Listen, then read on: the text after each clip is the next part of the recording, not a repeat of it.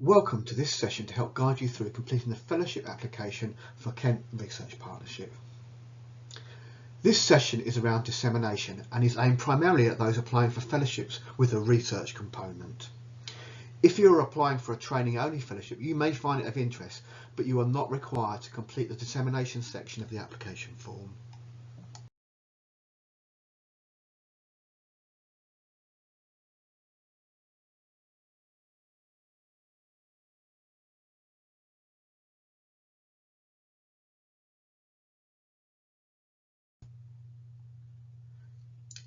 If you are conducting a piece of research, you will need to consider dissemination. It is a key part of any research project and an important part of the application form for the research and training fellowships. As you can see, Section 8 of the fellowship application form requires those applying for a research-based fellowship or a research and training fellowship to provide 500 words on their dissemination and impact plans. In this presentation, I will provide some guidance to help you think about how you might complete this section.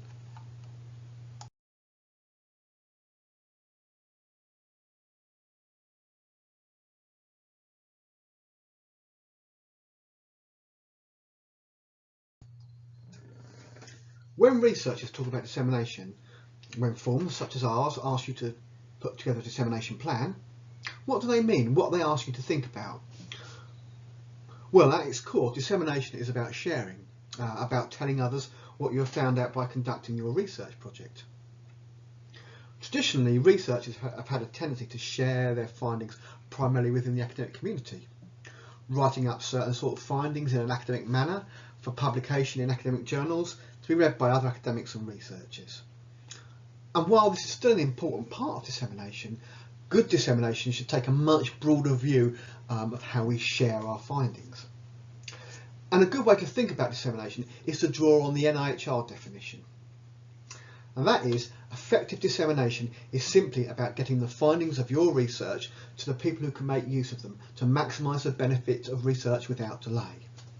Or, as Chris Whitty says, the Chief Scientific Advisor for the Department of Health, research is of no use unless it gets to the people who need to use it.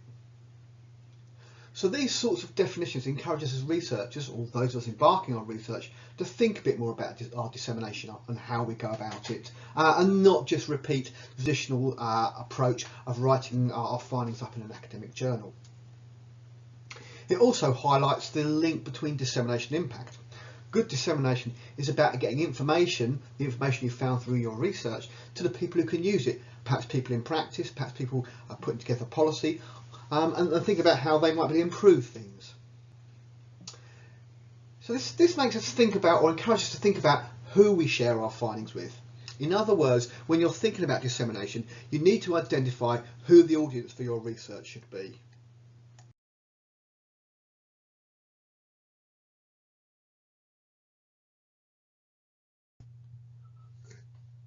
While your audience may be unique to your project, there are a number of common audiences it's worth thinking about when putting together your dissemination plan.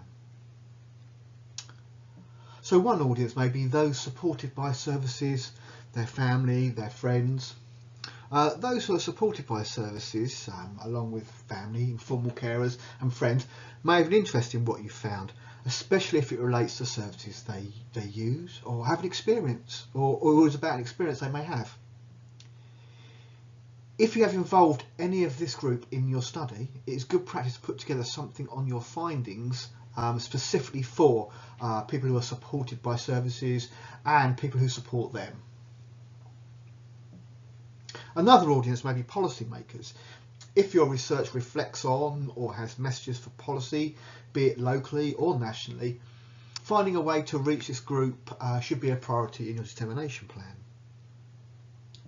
Similarly, if your work has findings or learning relevant to practice, or you involved the social care workforce in your study, then sharing your findings or other aspects of your study with care professionals, or indeed other professionals where relevant, should be a part of your dissemination strategy.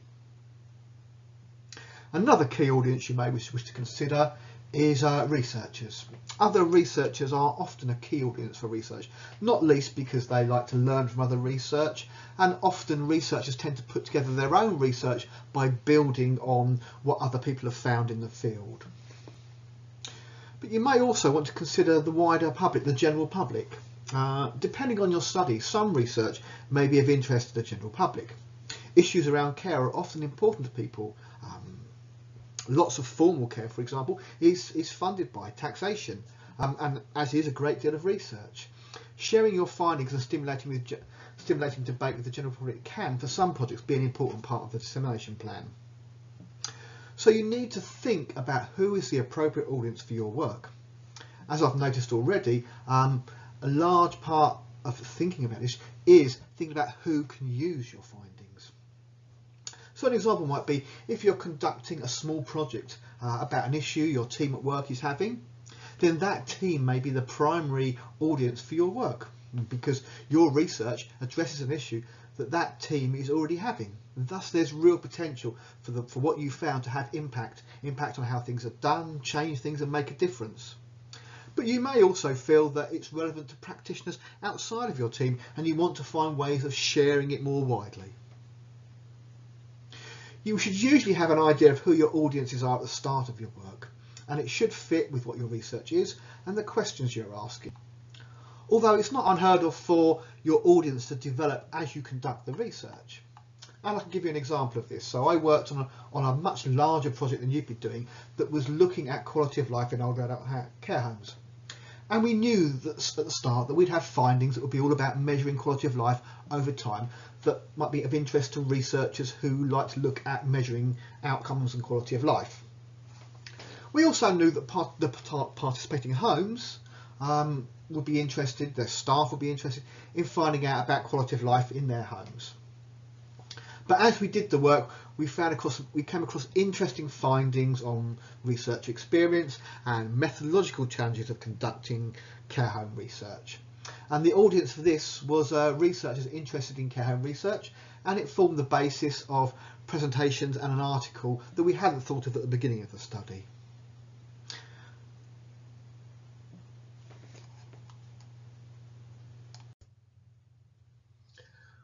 Once you've identified your audience or audiences, you need to give some thought to the format you're going to use to share your work with them. You need to think about what format works best for the audiences you're interested in reaching. There are a lot of well-established formats for sharing research findings. One of the key ones is articles in journals. And these are great for talking to other researchers and in the case of some practice-focused journals for sharing your findings with other professionals and practitioners. It's really also helpful if you're considering a research career. Often though, journal articles can be hard for non-academics to access. You can help by looking to publish in an open access format. This means that the article you write is available to everyone and not just those who subscribe to a particular journal. We are happy to advise you on this. Another well-used format is a presentation. This is a very traditional way to present and disseminate findings from a study, particularly if you're thinking about academic conferences. And there are lots of academic conferences specialising in different aspects of academic work. But there are also practitioner-based conferences that may be of interest to you as well. But you also need to think about other events that may have wider audiences or local audiences. So you might want to think about existing networks and groups that may be local or national, might be in the workplace or networks such as this partnership, or even community groups that meet up. And these might be places where you could present and share your work, have discussions and so forth.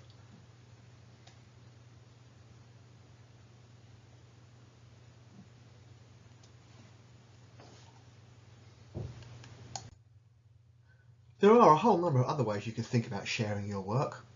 Some examples would be blogs, newsletters, videos, infographics, using social media, or creating events such as round tables where the aim is not so much to share what you found but to discuss what you found. What you have to do though is ensure that the format you select is one that matches the audiences you've identified. This leads on to a final point about format. You do need to consider the accessibility of your format. I've already mentioned publishing in open access journals, but accessibility goes beyond that. For example, if you are trying to share your findings with adults living with learning disability, you might want to consider creating easy read documents.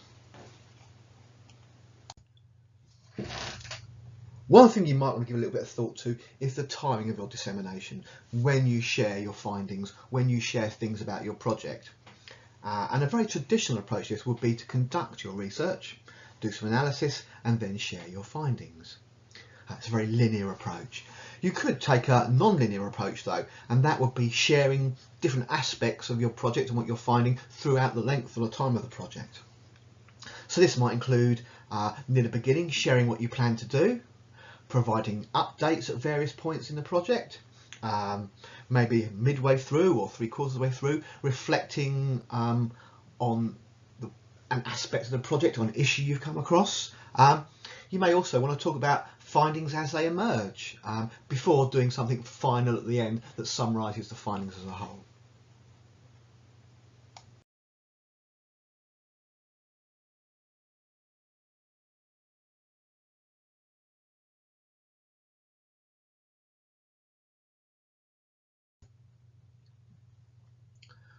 So I've talked through a number of things you might want to think about or consider when you're putting together your dissemination plan and completing the relevant section of the application form.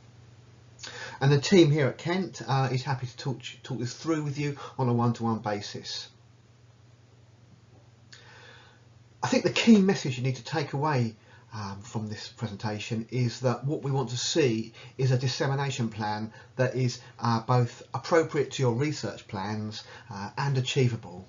Now this means, as we've gone through, identifying appropriate audiences and formats for disseminating findings from your study.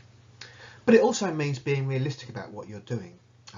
Most of you will be putting together small studies with fairly modest budgets, so huge dissemination plans in the national press, for example, might not be appropriate or achievable.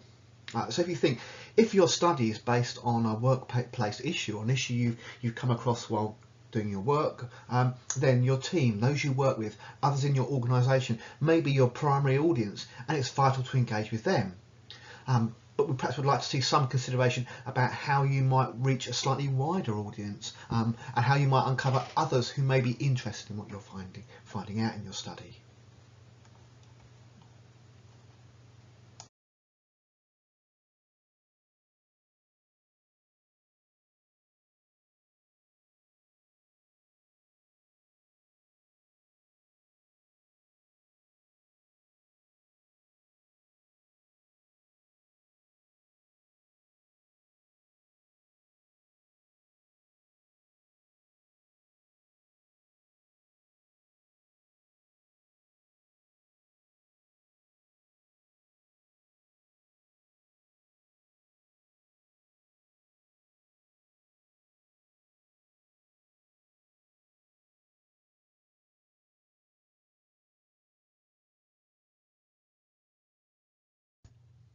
As I've said several times, the team here at Kent is really happy to talk through on a one-to-one basis your dissemination plans.